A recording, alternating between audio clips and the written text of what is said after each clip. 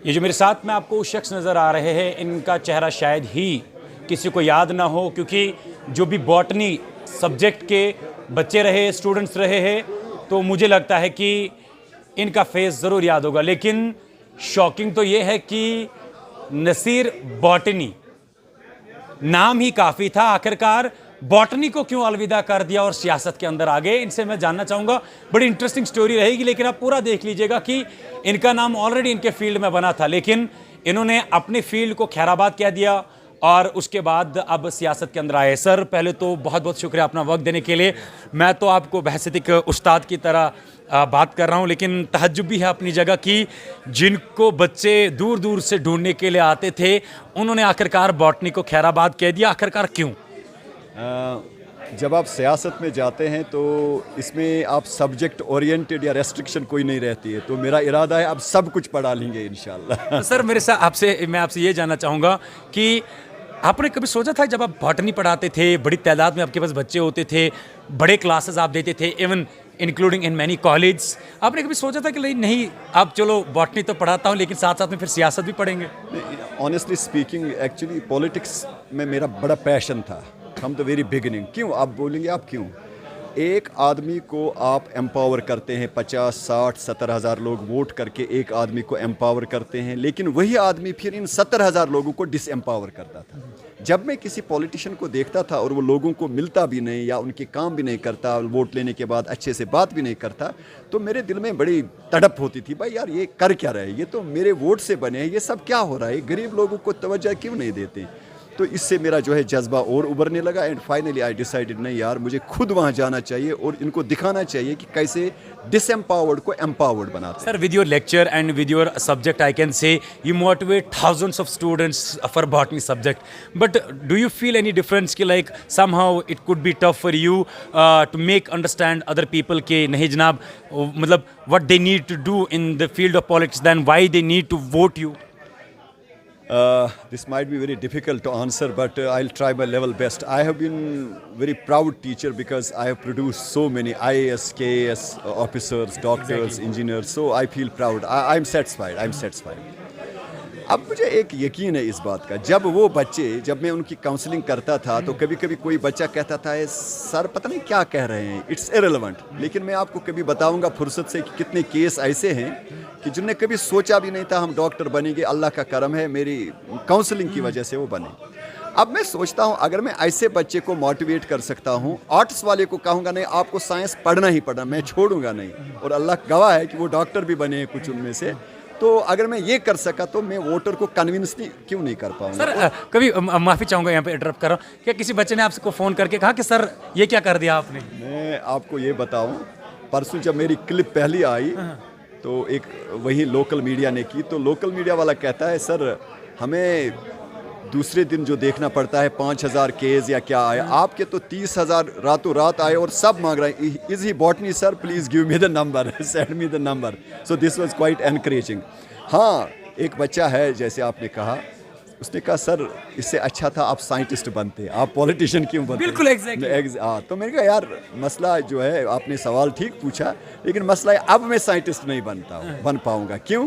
क्योंकि अब जो टैलेंट आ रही है पीछे से, फ्रेशर्स आ रहे हैं, they are more talented, more competent than me, so मैं उनको गाइड करूंगा। अगर साइंटिस्ट बनने में कोई परेशानी हुई तो मैं वो दूर करूंगा। सर, आपके लिए चलो आपने तो कहा कि पैशन था, लेकिन कितना डिफिकल्ट डिसीजन रहा लाइफ का ये कि एक झटके से यू टर्न ले लेना? Obviously it was a difficult decision. एक तो ये कि आपने 10 साल नौकरी के छोड़े, दूसरा ये कि आप फैमिली को आप टाइम नहीं दे पाते हैं, तीसरा ये कि सबसे मेरा जो इसमें खदशा वो ये है कि यार अगर अल्लाह ने हमें जितवाया, अगर अल्लाह ने हमारे नसीब में जीत कर दी, तो जो मैंने सोचा है क्या मैं वो कर पाऊँगा?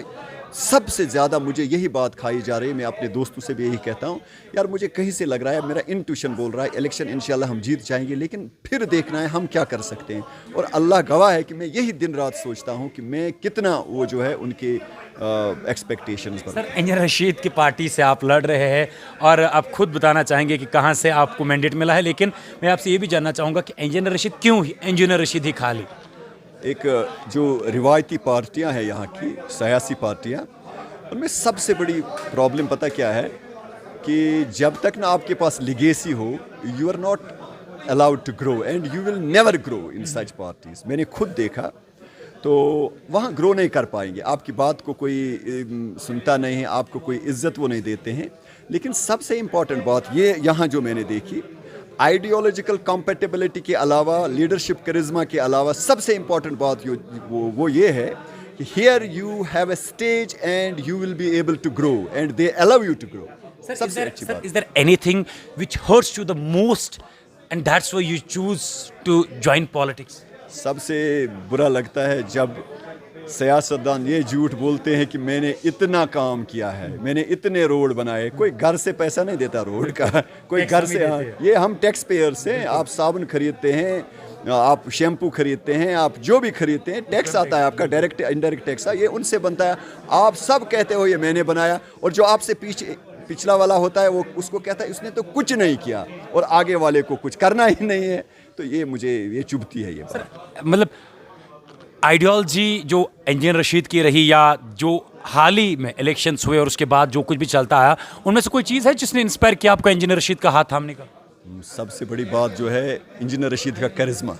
Being in jail, he could attract the attention of youth. Exactly. In hundreds, thousands, rather I must say in lakhs. Exactly. So it's not a joke.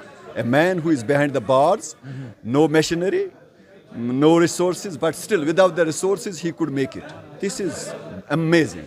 Sir, is there any message for the youth, or I can say for all those students who were the part of your life and right now they are also the voters in your constituency? Is there anything which you want to convey?